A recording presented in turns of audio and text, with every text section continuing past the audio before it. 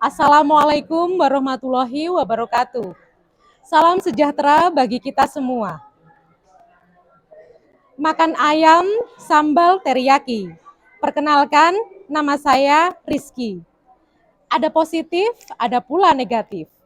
Saya siap mengikuti GTK inovatif.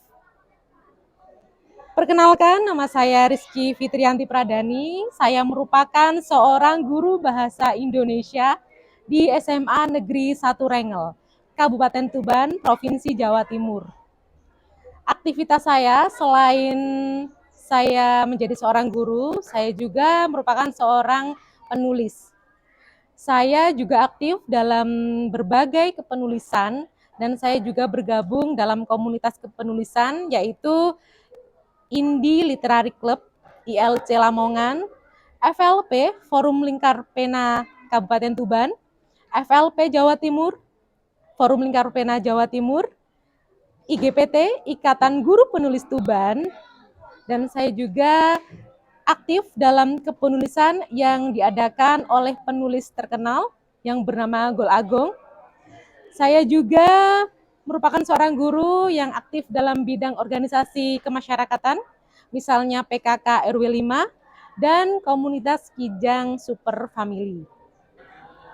Novel saya yang berjudul Roti Rindu Siva terbit pada Januari 2022. Dan cerpen saya yang berjudul Hikmah Hilangnya Dompet diterbitkan oleh Jawa Pos Radar Tuban pada September 2023. Semoga bisa menginspirasi masyarakat, menginspirasi anak-anak bangsa sehingga tetap produktif dan selalu berkarya. Pada video pembelajaran kali ini, saya akan menceritakan pengimbasan metode TSTS, to stay, to stray, dalam pembelajaran berdiferensiasi. Selamat menyaksikan video saya. Terima kasih. Wassalamualaikum warahmatullahi wabarakatuh. SMA Negeri 1 Rengel merupakan sekolah negeri yang beralamat di Jalan Raya Banjaragung Rengel, Kecamatan Rengel, Kabupaten Tuban. Sekolah dengan 24 rombel ini adalah sekolah tempat saya belajar dan mengajar. Selama proses pembelajaran tentunya saya pernah mengalami kendala saat mengajar. Kendala yang saya alami membuat saya berpikir untuk menciptakan pembelajaran yang menyenangkan dan berpihak pada murid. Pada kesempatan yang berbahagia ini, saya memilih satu konten tentang pembelajaran berdiferensiasi yang pernah saya praktikkan. Pembelajaran berdiferensiasi dapat membantu saya untuk meningkatkan kualitas pembelajaran. Sebelumnya, saya melakukan tes diagnostik terlebih dahulu untuk mengukur kesiapan belajar murid. Saya menggali informasi-informasi dengan menggunakan pertanyaan-pertanyaan pemantik agar informasi yang saya dapatkan lebih akurat. Sedangkan saya membutuhkan wawancara dengan murid dan orang tua untuk memetakan kebutuhan murid saat belajar di kelas 10. Hasilnya, saya mendapatkan informasi mengenai minat, bakat, kesukaan, gaya belajar yang berbeda-beda. Hal tersebut sesuai pada kebutuhan tiap-tiap murid itu sendiri. Dan setelah saya mendapatkan informasi tersebut, saya semakin yakin dan tidak sabar untuk segera melakukan pembelajaran nyata bersama mereka. Pembelajaran berdiferensiasi dapat menjadi solusi sehingga tidak ada kata gagal yang dialami murid dalam memahami materi. Guru diharapkan dapat memberikan dukungan terhadap apa yang mereka inginkan. Tentunya antara murid yang satu akan berbeda dengan murid yang lain. Guru dapat mengajak murid untuk menciptakan iklim positif saat melakukan proses pembelajaran. Misalnya, pengaturan tempat duduk dan meja untuk murid, memberikan kesempatan murid aktif terlibat dalam pembelajaran, kesempatan belajar dengan nyaman, dan kesempatan berefleksi. Kurikulum juga diharapkan dapat mengajak murid secara aktif untuk mengembangkan keterampilan mereka, Misalnya, murid yang memiliki kemampuan di atas rata-rata, di bawah rata-rata, dan yang sedang tentu akan berbeda cara dan strategi guru dalam mengatasinya. Guru juga harus menunjukkan kepemimpinan di kelasnya, sehingga tercipta iklim yang positif karena guru dapat memandu, mengarahkan, memfasilitasi keinginan murid dengan bijaksana.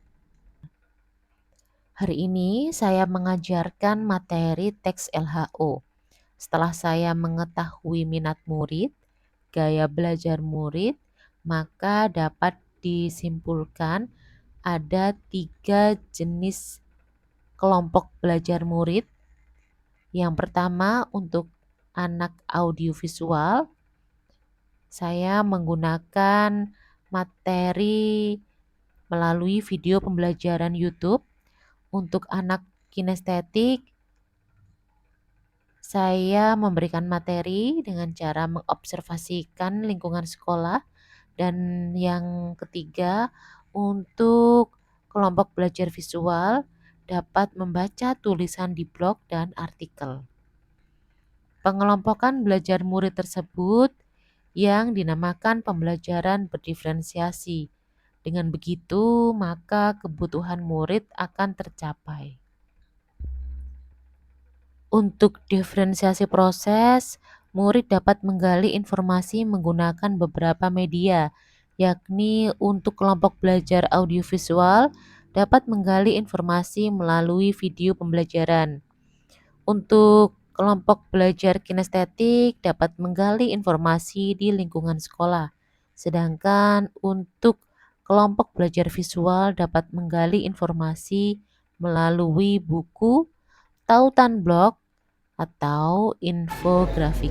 Nah, teman-teman, observasi kali ini kayaknya kalau kita observasi tentang pohon mangga bagus deh. Setuju?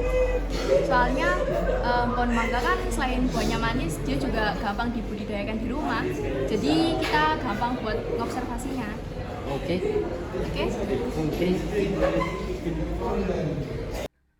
Untuk diferensiasi produk, pengelompokan murid berdasar minatnya, maka untuk kelompok yang gemar menulis dapat menyusun teks LHO melalui tulisan.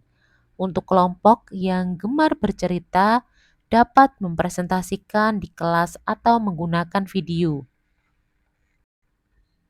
Berdasarkan gaya belajar murid, maka ditemukan untuk anak visual dapat menuliskan poster, cerita bergambar, komik, atau menjelaskan.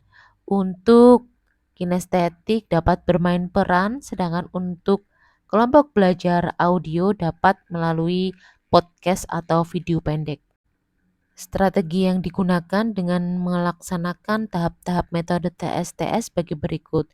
Yang pertama, mengajukan pertanyaan pemantik. Murid dibagi menjadi 8 kelompok dan masing-masing kelompok beranggotakan 4 orang sesuai keterampilan dan minat murid. Kelompok ini disebut dengan kelompok asal. Guru mengajak murid untuk menentukan objek observasi sesuai minat kelompok. Guru membagikan media yang bervariasi dengan menyediakan lembar kerja sebagai panduan dalam menyimak teks LHO. Murid mengembangkan informasi yang didapat menjadi sebuah teks LHO. Murid dapat memilih melalui media yang berbeda sesuai minat kelompok. Murid bekerja dalam kelompok yang beranggotakan 4 orang secara bergantian menceritakan kembali isi teks LHO yang telah disusun. Selesai pengerjaan tugas dalam kelompok masing-masing, 2 orang dari masing-masing kelompok meninggalkan kelompoknya untuk bertamu ke kelompok lain. Di akhir pembelajaran, murid melakukan refleksi. Saya senang belajar dengan Bu Rizky karena dengan menggunakan teknik presentasi yang berbeda-beda, yaitu ada tim tamu dan tim asal, menjadikan pembelajaran kali ini menjadi lebih seru dan menantang. Ini memang selalu kreatif untuk menciptakan pembelajaran yang menjadikan siswanya aktif. Tadi teman-teman tidak ada yang terlihat diam, karena Bu Rizky pandai mengaktifkan siswa dan membangkitkan semangat belajar siswanya.